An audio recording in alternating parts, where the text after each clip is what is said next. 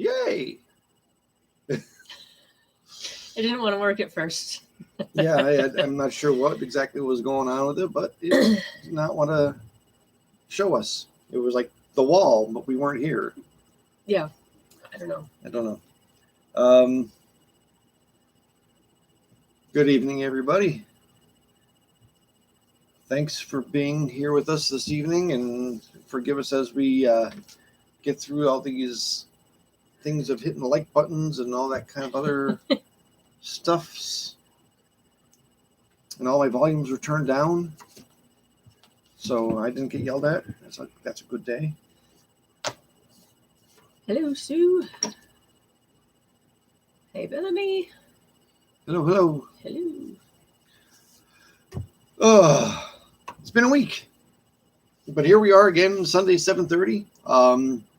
We're Ken and Amy, and we are Mountainside Homestead Ministries, and we do this every Sunday. Mm-hmm. We go live and in person with a weekly update on what's going on with the ministry, and we read scripture. We do the noise first, the update for the ministry, then we get into the word, and we share that. Did you update your calendar? Did you write on it this week saying what we did? I did not update my calendar this week. I did not write down what we did. I was thinking, man, I'm doing a lot of stuff this week. I need to write down in the calendar. So you didn't write down anything, and I didn't. No, either? because I did the whole page mess up thing. So you kind of skipped. So I kind of skipped. But I can tell you that today I picked You picked a bunch of peppers. Spicy peppers. It was about 10.5 pounds of peppers. They are Hungarian yellow wax peppers, and they're a little bit on the spicy side, which I did not know when I planted. So I don't know what I'm doing. They're kind of a cross between like banana peppers and pepperoncinis. I mean, they're a little more on the pepperoncini side. Mm-hmm. We canned some of those today. Mm-hmm. Probably 5 pounds of them. I think we got through half. And I made a fatal error. I did not listen to Amy. I did give you a suggestion. She told me to wear gloves when I was chopping, and I did not. And I tell you what, my hand is like smoking right now. And earlier when we were out doing chores, I got a gnat in my eye, and when I went to get the gnat out of my eye with that same spicy finger, I couldn't see anything. And Amy I think she was laughing. I wasn't laughing, but I could see exactly what was happening because he was like trying to chase one of the sheep and chasing a baby. And then he was going like this, and I could tell he was like all watery and stuff. Yeah. It was a great time. Great time was had by all. But that's what we did today. Just kind of like a vinegar, mustard seeds. Sugar. One batch had a little bit of sugar. The other one did not. Okay. I just wanted to see a little bit of white vinegar and apple cider vinegar. But these are nice on this as a side with things. Put them on pizzas, and they're like I said, they're a little bit spicy, but they're not bad. The longer you let them mellow out, I mean, you're supposed to let them sit at least 2 days in the fridge, and then they last like pretty much forever. I mean, it's vinegar. Right.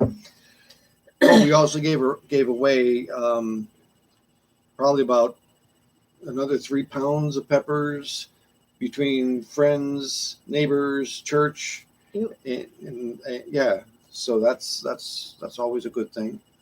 Lavender oil will help the burning, but not the eye thing. I think we do have some lavender oil. So wait, I know we do. I'll give that a try, Sue. Thanks. And then you'll smell nice. Then like it matters. What else was there? I know I put 3 things in.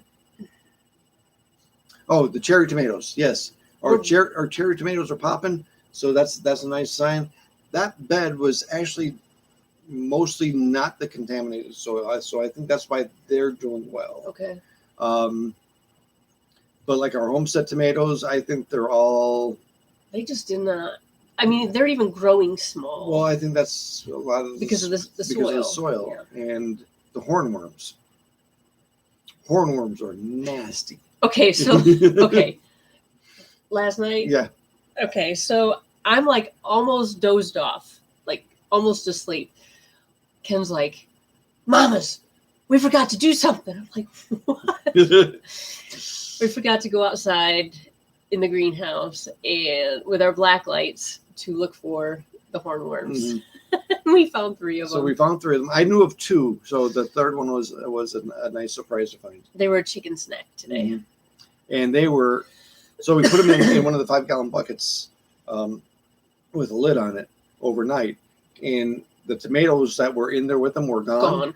And they poop. When they poop, it's like little pineapples or little hand grenades. Gross. It's people nasty. Don't want to hear about it. Yes, they do. No, they don't. Oh, I'm telling you, it's crazy.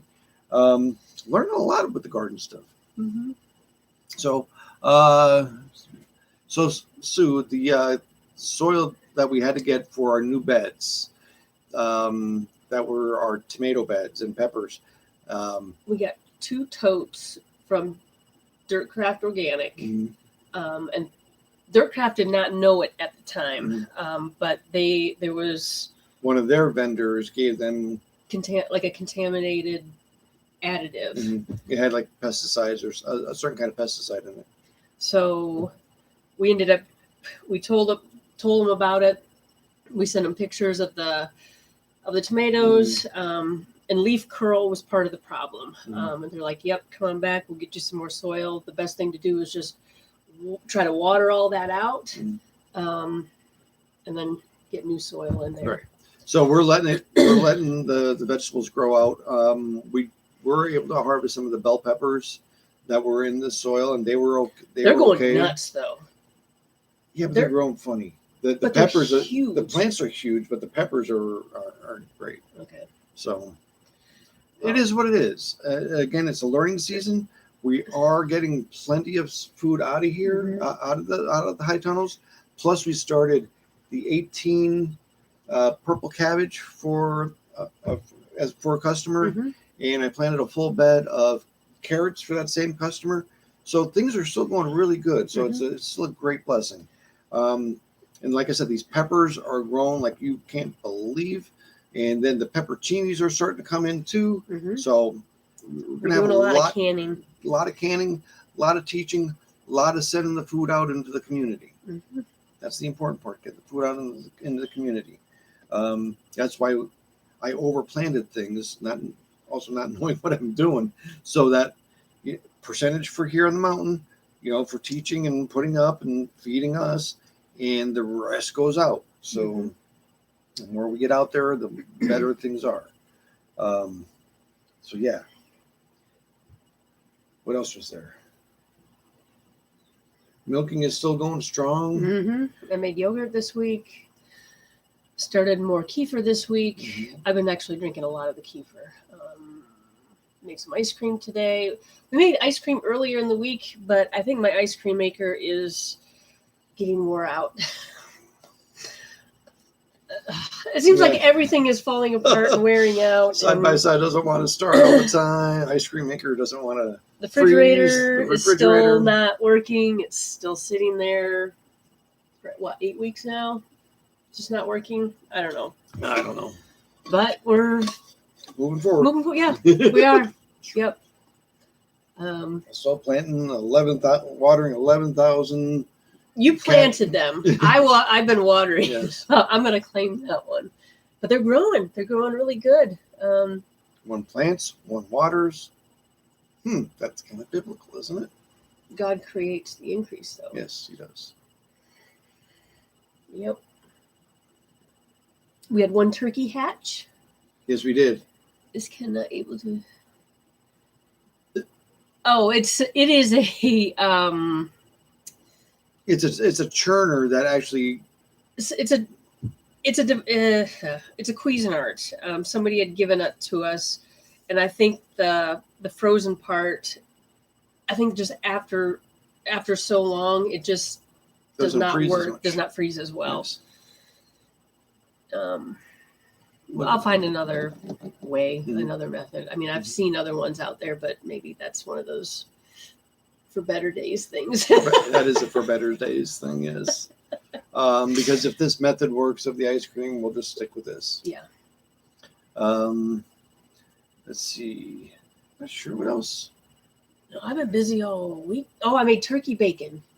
Yes, That's one thing we did. Mhm. We ground up all that turkey, and made the turkey bacon. We had it this morning for Mhm. breakfast. I think the only thing that was a little too salty. Mhm. No, it's not like pork bacon, of course, but it still had a great taste to it. Mhm. And having something a little salty with your breakfast, I think that's the whole idea behind bacon, anyways. Just something a little salty. Mhm. Um, Fatty, salty. I mean, Yes, it tasted pretty good. It did. It did. And we'll probably do. We might do like a turkey loaf tomorrow with other meats and. Well, turkey and lamb, and we're out of beef, aren't we? Oh yeah, We've been out of beef. we're doing good though. It'll be turkey and lamb. Mhm. So meatloaf of turkey and lamb. Yes. This is Ground Meat Monday. Yes. We try to do different themes each night. Mhm. And we're trying to. It helps with meal planning. Ground Meat Monday is an easy thing. Then, well, it's Taco-ish Tuesday. It's usually enchiladas with the You call it Michigan enchilada gravy. So Sue, you would know about this. Remember the wet burritos that they used to have in the area? Well, I found a recipe for that. So I make kind of like the wet burrito gravy, and I put it over cheese enchiladas or whatever. But yeah, that's pretty good. Michigan enchilada gravy. Yes, That's what he calls it. But yeah, I think that's everything. So we're gonna switch gears now. If you can't think of anything else, Mm-mm. we're still working with 2 or 3 people on sheep sales. Yeah, I'm hoping one goes through this Mhm. week. One may go through next week. We're supposed to make a delivery on the 4th. That's that's next week. And then we have somebody Picking hopefully picking up at the end of August. Yes.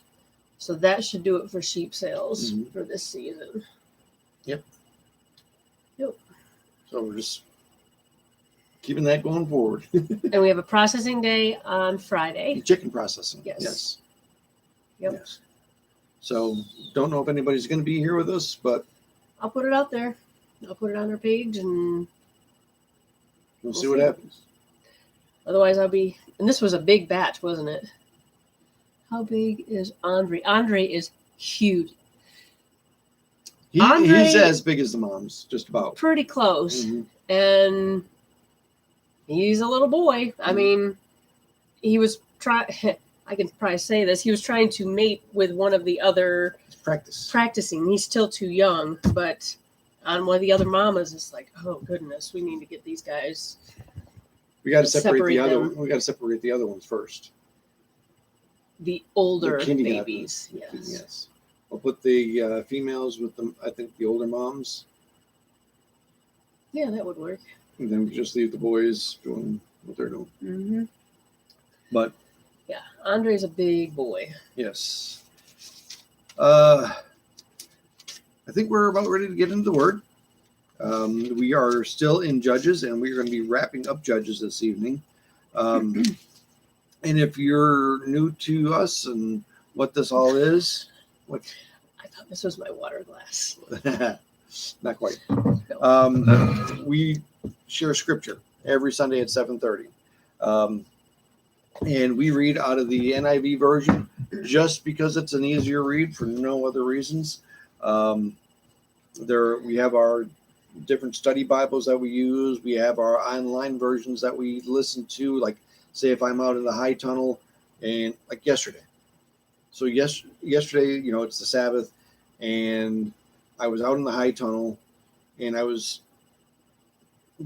pruning, Mm-hmm. and it's actually a relaxing thing for me. Yes, it's a day of rest, but it's also, things that relax you to be able to connect better with the Lord. So if you're going to split hairs about Sabbath, it's where you at here, and is it labor? Are you charging somebody for something, or are you doing something while spending time with the Lord? So I was pruning. You were listening to the word. And I was listening. And what I do, I listen to Old Testament, and I listen specifically to like the Torah books, the first 5 books.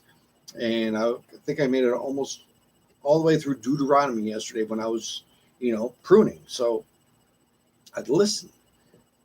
And then, we have our different study Bibles, and then we have this, what we read. Mm-hmm. Well, that was a big tangent, wasn't it? It was. Quite. That's so silly. But here we read the NIV version, and we are in Judges, and we're at chapter 17, and we're going to go to the end of Judges this evening. And the way we do it, Amy starts the read, and if there is a natural 17, break, yes, and if there's a natural break, we will change readers. And if it's long, or if somebody needs to get a drink of water, we kick each other under the table and kind of switch that way. But again, we are in chapter 17 of Judges. I turn on my light. And when Amy's ready, she will get us started. All right, Judges 17. Now a man named Micah from the hill country of Ephraim said to his mother, "The 1,100 shekels of silver that were taken from you, and about which I heard you utter a curse, I have that silver with me. I took it." Then his mother said, "The Lord bless you, my son." When he returned the 1,100 shekels of silver to his mother, she said, "I solemnly consecrate my silver to the Lord for my son to make a carved image and a cast idol. I will give it back to you." So he returned the silver to his mother, and she took the 200 shekels of silver and gave them to a silversmith, who made them into an image and the idol. And they were put in Micah's house. Now this man Micah had a shrine, and he made an ephod and some idols, and installed one of his sons as his priest. In those days Israel had no king. Everyone did as he saw fit. A young Levite from Bethlehem in Judah, who had been living within the clan of Judah, left that town in search of some other place to stay. On his way he came to Micah's house on the hill country of Ephraim. Micah asked him, "Where are you from?" "I'm a Levite from Bethlehem in Judah," he said. "I'm looking for a place to stay."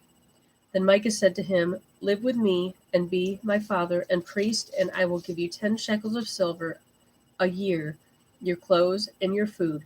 So the Levite agreed to live with him, and the young man was to him like one of his sons.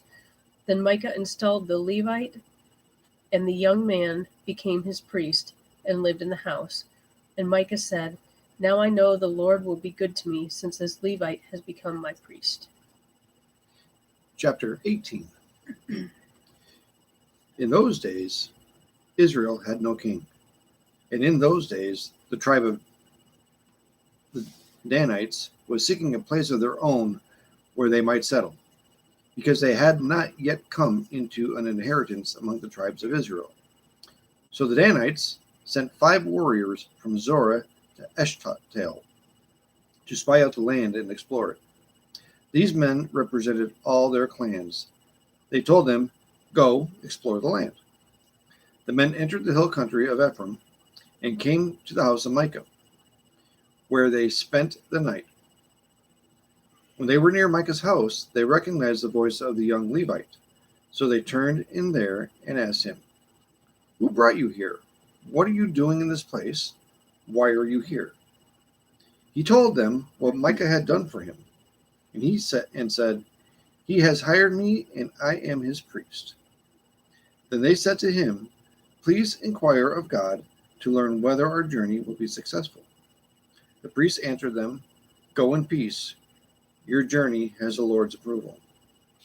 So the 5 men left and came to Laish, where they saw that the people were living in safety, like the Sidonians, unsuspecting and secure. And since their land lacked nothing, they were prosperous. Also, they lived a long way from the Sidonians and had no relationship with anyone else. When they returned to Zorah and Eshtaol, their brothers asked them, "How did you find things?" They answered, "Come on, let's attack them. We have seen that the land is very good. Aren't you going to do something? Don't hesitate to go there and take it over. When you get there, you will find an unsuspecting people and a spacious land that God has put into your hands, a land that lacks nothing whatsoever. Then 600 men from the clan of the Danites, armed for battle, set out from Zorah and Eshtaol. On their way, they set up camp near Kiriath Jearim in Judah. This is why the place west of Kiriath Jearim is called Mahana Dan to this day. From there, they went on to the hill country of Ephraim and came to Micah's house. Then the 5 men who had spied out the land of Laish said to their brothers, "Do you know that one of these houses has an ephod, other households gods, and carved image, and cast idol? Now you know what to do." So they turned in there and went to the house of the young Levite at Micah's place and greeted him. The 600 Danites, armed for battle, stood at the entrance to the gate. The 5 men who had spied out the land went inside and took the carved image, the ephod, the other household gods, and the cast idol, while the priests and the 600 armed men stood at the entrance to the gate. When these men went into Micah's house and took the carved image, the ephod, the other household gods, and the cast idol, the priest said to them, "What are you doing?" They answered him, "Be quiet. Don't say a word. Come with us and be our father and priest. Isn't it better that you serve a tribe and clan in Israel as priests rather than just one man's household?" Then the priest was glad. He took the ephod, the other household gods, and the carved image, and went along with the people. Putting their little children, their livestock, and their possessions in front of them, they turned away and left. When they had gone some distance from Micah's house, the men who lived near Micah were called together and overtook the Danites. As they shouted after them, the Danites turned and said to Micah, "What's the matter with you that you called out your men to fight?" He replied, "You took the gods I made and my priest and went away. What else do I have? How can you ask, 'What's the matter with you?'" The Danites answered, "Don't argue with us, or some hot-tempered men will attack you, and you and your family will lose your lives." So the Danites went their way, and Micah, seeing that they were too strong for him, turned around and went back home. Then they took what Micah had made and his priest and went on to Laish against a peaceful and unsuspecting people. They attacked them with a sword and burned down their city. There was no one to rescue them because they lived a long way from Sidon and had no relationship with anyone else. The city was in a valley near Beth Rehob. The Danites built the city and settled there. They named it Dan, after their forefather Dan, who was born to Israel, though the city used to be called Laish. There the Danites set up for themselves the idol, and Jonathan, son of Gershom, the son of Moses, and his sons were priests for the tribes of Dan until the time of the captivity of the land. They continued to use the idols Micah had made all the time the house of God was in Shiloh. Chapter 19. In those days Israel had no king. Now a Levite who lived in remote area in the hill country of Ephraim took a concubine from Bethlehem in Judah, but she was unfaithful to him. She left him and went back to her father's house in Bethlehem, Judah. After she had been there 4 months, her husband went to her to persuade her to return. She had with him his servant and 2 donkeys.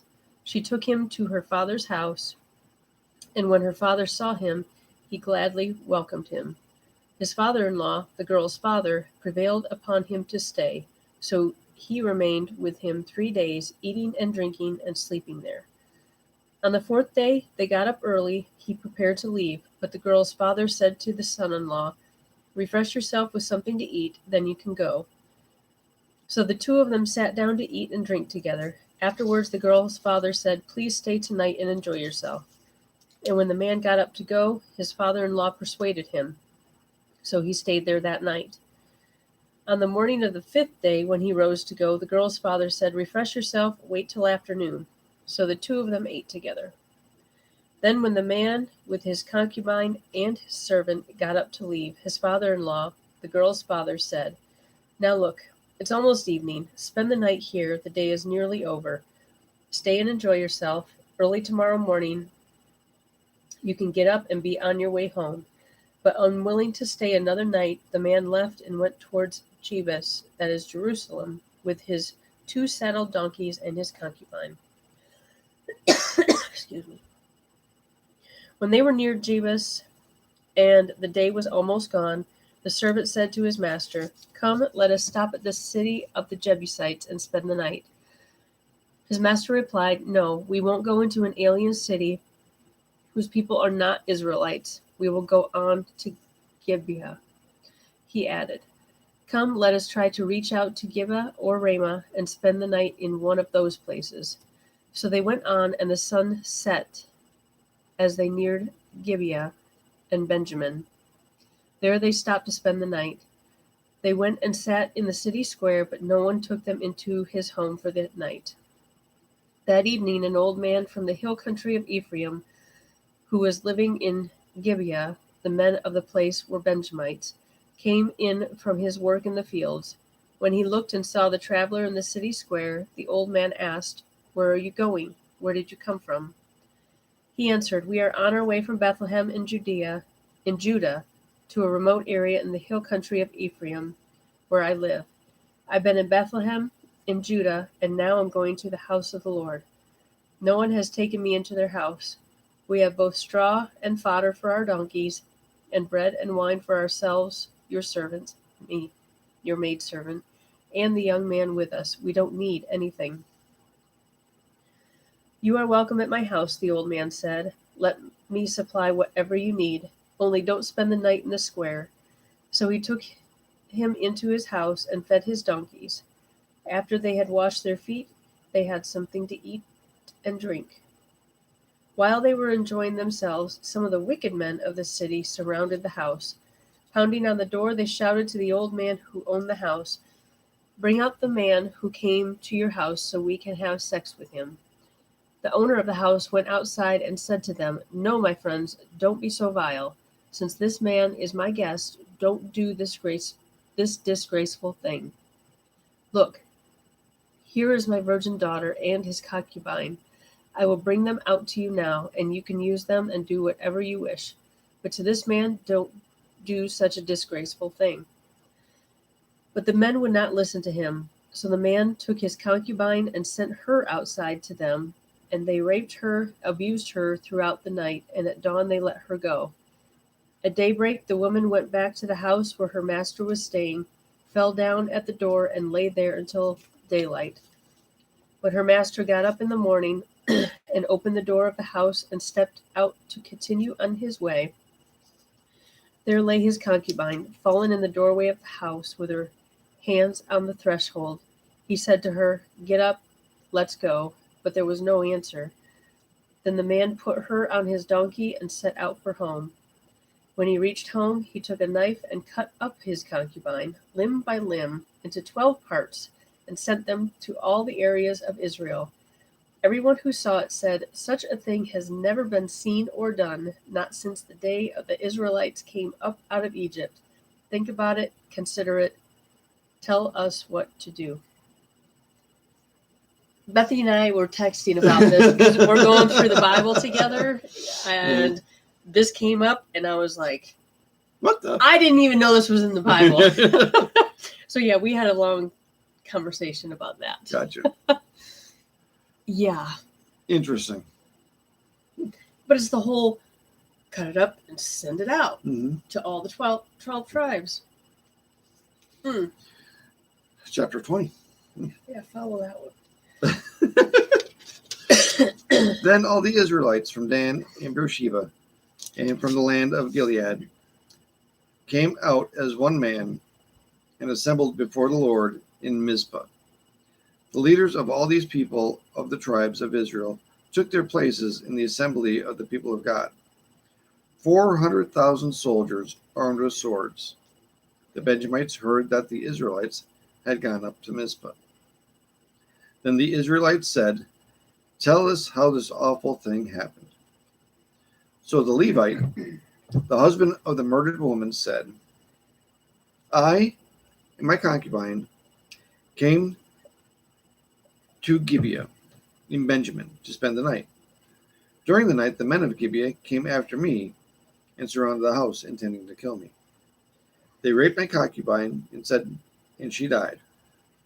I took my concubine, cut her into pieces, and sent one piece to each region of Israel's inheritance, because they committed this lewd and disgraceful act in Israel. Now, all you Israelites, speak up and give your verdict." All the people rose as one man, saying, "None of us will go home.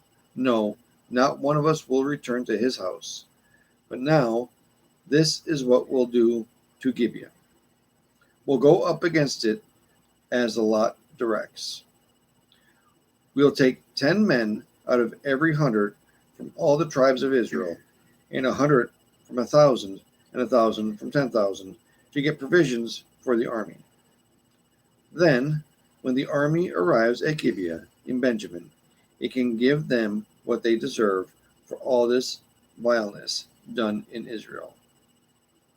So all the men of Israel got together and united as one man against the city. The tribes of Israel sent men throughout the tribe of Benjamin, saying, "What about this awful crime that was committed among you? Now surrender those wicked men of Gibeah, so that we may put them to death and purge the evil from Israel." But the Benjamites would not listen to their fellow Israelites. From their towns came together at Gibeah to fight against the Israelites. At once the Benjamites mobilized 26,000 swordsmen from their towns, in addition to 700 chosen men from those living in Gibeah. Among all the soldiers, there were 700 chosen men who were left-handed, each of whom could sling a stone at a hair and not miss. Israel, apart from Benjamin, mustered 400,000 swordsmen, all of them fighting men. The Israelites went up to Bethel and inquired of God. They said, "Who of us shall go first to fight against the Benjamites?" The Lord replied, "Judah shall go first." The next morning the Israelites got up and pitched camp near Gibeah. The men of Israel went out to fight the Benjamites and took up battle positions against them at Gibeah. The Benjamites came out of Gibeah and cut down 20,000 Israelites on the battlefield that day. But the men of Israel encouraged one another and again took up their positions where they had stationed themselves the first day. The Israelites went up and wept before the Lord until evening. And they inquired of the Lord. They said, "Shall we go up again to battle against the Benjamites, our brothers?" The Lord answered, "Go up against them." Then the Israelites drew near to Benjamin the second day. This time, when the Benjamites came out from Gibeah to oppose them, they cut down another 18,000 Israelites, all of them armed with swords. Then the Israelites, all the people, went up to Bethel, and there they sat, weeping before the Lord. They fasted that day until evening, and presented burnt offerings and fellowship offerings to the Lord. And the Israelites inquired of the Lord. In those days, the ark of the covenant of God was there, with Phinehas, son of Eleazar, the son of Aaron, ministering before it. They asked, "Shall we go up again to battle with the Benjamites? Shall we go up again to battle with Benjamin, our brother, or not?" The Lord responded, "Go, for tomorrow I will give them into your hands." Then Israel set an ambush around Gibeah. They went up against the Benjamites on the third day and took up positions against Gibeah, as they had done before. The Benjamites came out to meet them and were drawn away from the city. They began to inflict casualties on the Israelites as before, so that about 30 men fell in the open field and the roads, the one leading to Bethel and the other to Gibeah. While the Benjamites were saying, "We are defeating them as before," the Israelites were saying, "Let's retreat and draw them away from the city and to the roads." All the men of Israel moved from their places and took up positions at Baal Tamar, and the Israelite ambush charged out of its place on the west of Gibeah. Then 10,000 of Israel's finest men then made a frontal attack on Gibeah. The fighting was so heavy that the Benjamites did not realize how near disaster it was. The Lord defeated Benjamin before Israel, and on that day the Israelites struck down 25,100 Benjamites, all armed with swords. Then the Benjamites saw that they were beaten. Now the men of Israel had given way before Benjamin, because they lied on the ambush they had set near Gibeah. The men who had been in ambush made a sudden dash into Gibeah, spread out, and put the whole city to the sword. The men of Israel had arranged with the ambush that they should send up a great cloud of smoke from the city, and then the men of Israel would return in the battle. The Benjamites had begun to inflict casualties on the men of Israel, about 30, and they said, "We are defeating them as in the first battle." But when the column of smoke began to rise from the city, the Benjamites turned and saw the smoke of the whole city going up to the sky. Then the men of Israel turned on them, and the men of Benjamin were terrified because they realized that disaster had come upon them. So they fled before the Israelites in the direction of the desert, but they could not escape the battle. And the men of Israel who came out of the towns and cut them down there, they surrounded the Benjamites, chased them, and easily overran them in the vicinity of Gibeah on the east. 18,000 Benjamites fell, all of them valiant fighters. As they turned and fled towards the desert to the rock of Rimmon, the Israelites cut down 5,000 men along the roads. They kept pressing after the Benjamites as far as Gidom and struck down 2,000 more. On that day, 25,000 Benjamite swordsmen fell, all of them valiant fighters. But 600 men turned and fled to the desert, to the rock of Rimmon, where they stayed 4 months. The men of Israel went back to Benjamin and put all the towns to the sword, including the animals and everything else they found. All the towns they came across, they set on fire. Chapter 21. The men of Israel had taken an oath at Mizpah. No one of us will give his daughter in marriage to a Benjamite. The people went to Bethel, where they sat before God until evening, raising their voices and weeping bitterly. "O Lord, the God of Israel," they cried, "why has this happened to Israel? Why should one tribe be missing from Israel today?" Early the next day, the people built an altar and presented burnt offerings and fellowship offerings. Then the Israelites asked, "Whom from all the tribes of Israel has failed to assemble before the Lord?" For they had taken a solemn oath that anyone who failed to assemble before the Lord at Mizpah should certainly be put to death. Now the Israelites grieved for their brothers, the Benjamites. "Today one tribe is cut off from Israel," they said. "How can we provide wives for those who are left, since we have taken an oath by the Lord not to give them any of our daughters in marriage?" Then they asked, "Which one of the tribes of Israel failed to assemble before the Lord at Mizpah?" They discovered that no one from Jabesh Gilead had come up to the camp for the assembly. For when they counted the people, they found that none of the people of Jabesh Gilead were there. So the assembly sent 12,000 fighting men with instructions to go to Jabesh Gilead and put to the sword those living there, including the women and children. This is what you are to do, they said. Kill every male and every woman who is not a virgin. They found among the people living in Jabesh Gilead 400 young women who had never slept with a man, and they took them to the camp of Shiloh in Canaan. Then the whole assembly sent an offer of peace to the Benjamites at the rock of Rimmon. So the Benjamites returned at that time and were given the women of Jabesh Gilead, who had been spared, but there were not enough for all of them. The people grieved for Benjamin because the Lord had made a gap in the tribes of Israel.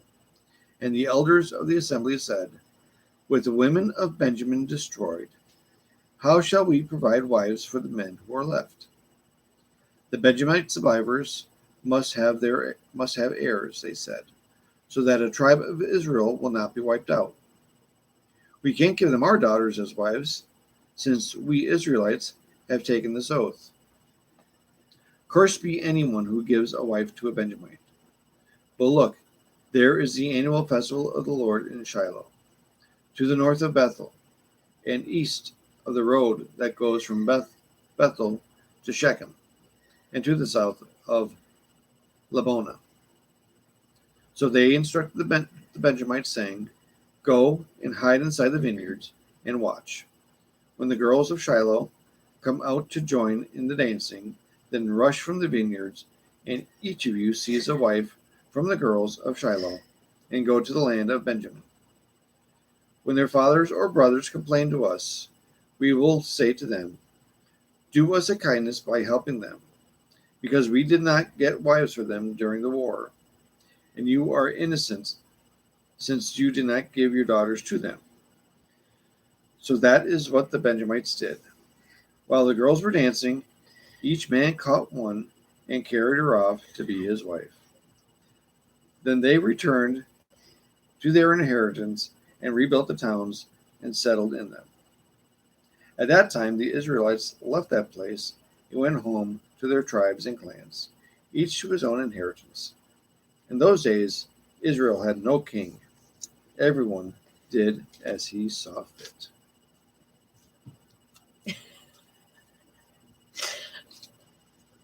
I'm just picturing that. It kind of reminds me, okay, everybody knows I watch movies, but there was a movie I watched many times.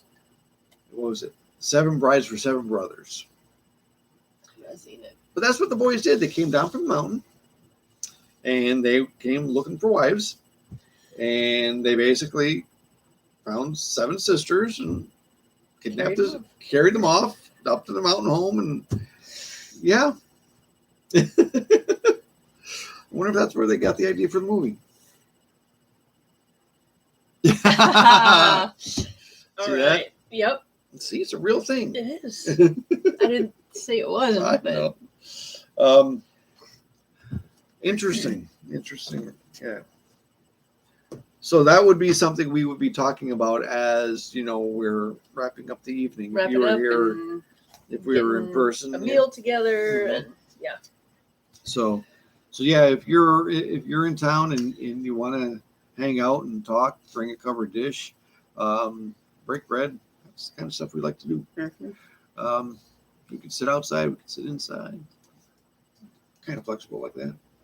So if you have prayer requests and don't want to leave them in the comments, feel free to reach out. All of our contact information should be in the show notes. Amy's number, my number, our landline, emails, all that kind of good stuff.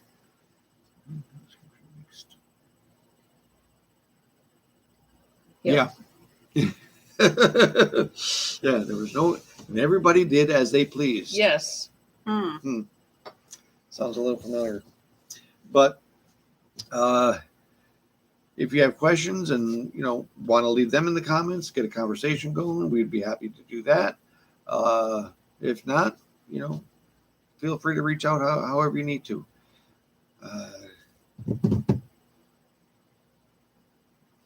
This one's total blank. Okay. You could just say bye. It doesn't work that way. You can't just say goodbye. It doesn't. Yeah, we enjoy this time. Yes. We enjoy this time a lot. We're looking to do more. I may be doing something, starting up something here shortly. Amy's looking at me. She doesn't know what I'm talking about, but that's okay. Yes, we'll be discussing this after we close the computer too. Yes. So, again, keep us in your prayers. We enjoy praying for y'all. It's something, that is the best thing we could do for each other. Is pray for each other, lift each other up. Because remember, you don't need to go to a priest. You don't need to go to anybody else. You go directly to the Father. Given that you have that relationship with Him, you have to have that relationship before you can go directly to Him. That is a caveat. So, with all that said, if you need anything, reach out. We're here. Yep. Y'all have a great week. We'll see you again next Sunday at 7:30. God bless. Take care. Bye.